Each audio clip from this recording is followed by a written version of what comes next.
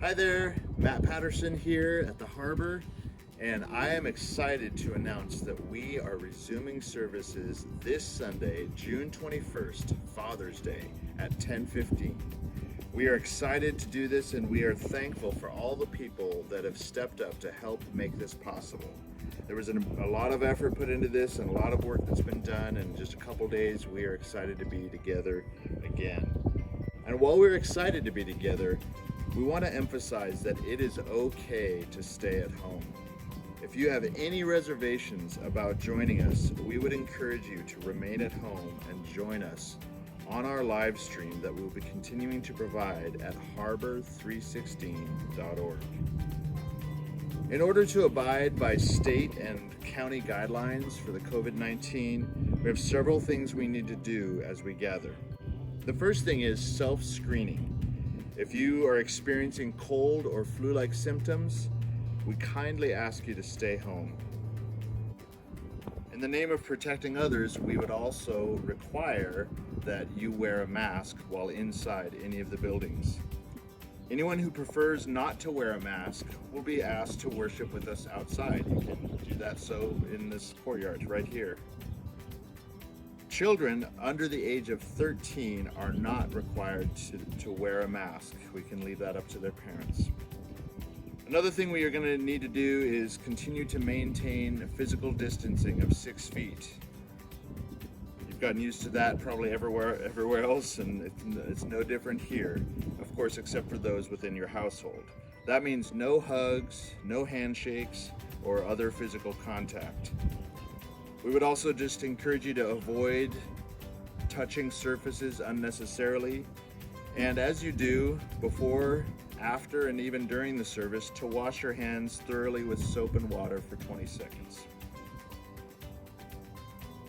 Once you've parked your car and started to walk up here, you're going to see this section, which is our queue, and there's blue tape, and in a lot of places like Costco that you've probably seen and stood in line for. And it's no different here. We just ask you to line up, wait 6 feet behind the next people in front of you. And at the entrance, you'll find some greeters there to greet you warmly, and they will also be taking attendance. And the reason for taking attendance is that by county guidelines, they need to be able to track people if there is an outbreak within our congregation. If you are a normal member of our church, then we already have your name. If you're new, we would just ask for your name and phone number so that we can do that attendance. Once inside our sanctuary, we will have ushers to help everyone find a seat. You will be asked to sit with your household, and we have arranged our seating so there's plenty of options. We will also be beginning and ending our service with one-way traffic flow. This means one door will be an entrance only, and one will be an exit only in both our sanctuary and our overflow room, which will be our fellowship hall. During the service, however, people are welcome to get up and use the restroom and go any direction they would like to go. But we do encourage people to plan ahead when it comes to bathroom needs. Some of you may remember our video update from last time, where we announced that we would not be having corporate singing. However, I have good news.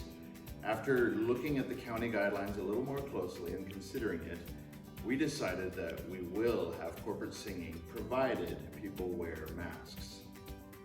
Another thing you should know is that we will not be passing offering bags around. Instead, we will have a secure offering box up here near the front, monitored by one of the ushers in front of the sanctuary. Another option is to continue giving online, which many of you have done. We appreciate that. You can also mail in a check or arrange a drop-off for your offering by emailing the church office. So I'm here in our fellowship hall, which is normally a great place to enjoy fellowship and some delicious food. However, we are not allowed to serve food. So be sure before you come to church to eat a good breakfast or maybe pick up a Starbucks on the way.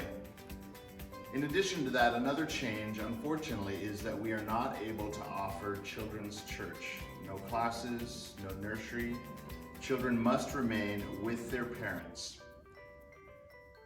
Our children's ministry team is working on providing printable activities for you to print out ahead of time and bring to use during the service.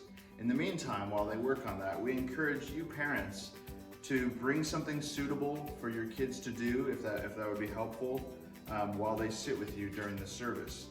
One good option is to use this space for that. If it's too difficult in the sanctuary, there are tables set up in here and there's a little bit more room to work with as an option for you. So the other thing is you can check out our church website for children's ministry lessons that group has provided, and to look on our archive for that at harbor316.org. So be sure to check that out. We want to thank you all again for your prayers, your patience, and support during this time. We are really excited to see everyone again. We hope to see most of you, some of you this week, and maybe in future weeks, the rest of you will be able to jump in as well. If you have any questions about any of this, feel free to contact the church elders. The email is elders@harbor316.org if you have any questions. In the meantime, may God bless you and keep you. We look forward to seeing you soon. God bless.